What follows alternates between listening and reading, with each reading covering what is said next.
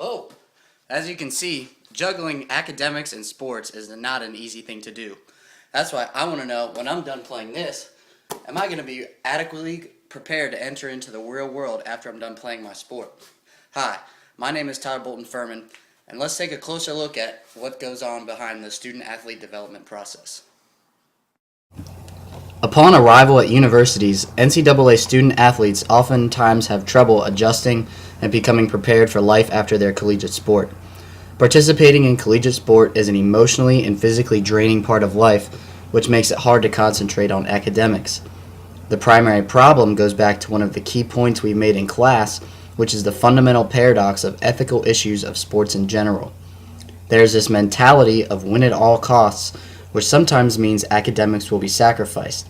The irony is that the NCAA firmly emphasizes the student and athlete first, when in reality, most participators in collegiate sport are athletes first and then students. So, let's take a look at some statistics. 75% of NFL players end up either broke or divorced within 5 years of playing their last game. Additionally, only 1 in 16,000 high school athletes will turn professional. Also, athletes train 35 to 40 hours a week in the gym with no time for real-world preparation. For 4 years, the sport that they play is almost like their full-time job. So as you can see, the probability of an NCAA student-athlete turning pro is very low. This brings up a key point. How much time should athletes truly put into their sport when a very large percentage of them will never play professionally?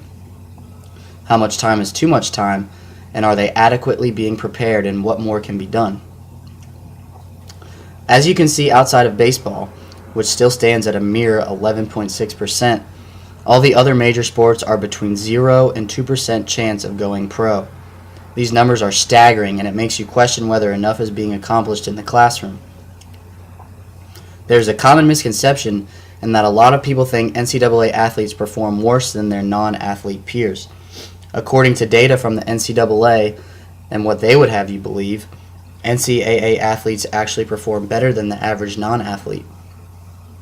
However, this data should be brought into question because it includes part-time students who take longer, usually additional 2 years, to graduate, if they even graduate at all. So, in reality, NCAA athletes are performing at a lower level. When the bias is removed, the real problem lies with the big-time revenue-making sports such as football and basketball. These two sports are 17.7% below the average non-athlete. Stress also plays a large part in the struggle of the student-athlete. Many athletes become frustrated with academics for various reasons, such as missing class or trips, and instead of doing something about it, they just continue to fall more behind. If we are to help correct this issue, there needs to be help outside of just academic tutoring. Most large universities actually have a student-athlete development department which will provide much-needed counseling for athletes. Other activities that universities offer include retreats, alcohol education workshops, social media training, talent shows, and community events. More and more organizations are beginning to recognize the need for additional help outside of the university.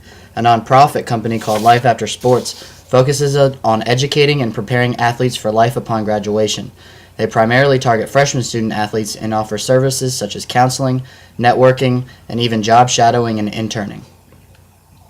This organization has been very successful as it is a good recruiting tool for coaches who want athletes with good character, and it strengthens the athletes' ties with the university.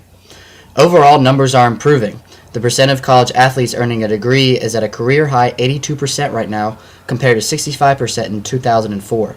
The big-time sports are still a problem, however, and it is important to connect these athletes to programs such as Life After Sports or get them heavily involved with the Student-Athlete Development Department. What else can be done, you ask? Well, now that I'm ready to graduate, I'm ready to give advice to athletes that are younger than me.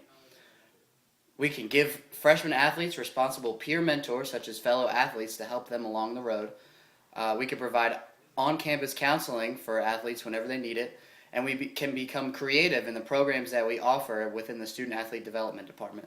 My name's Tyler Bolton Furman, and I hope you enjoyed this presentation.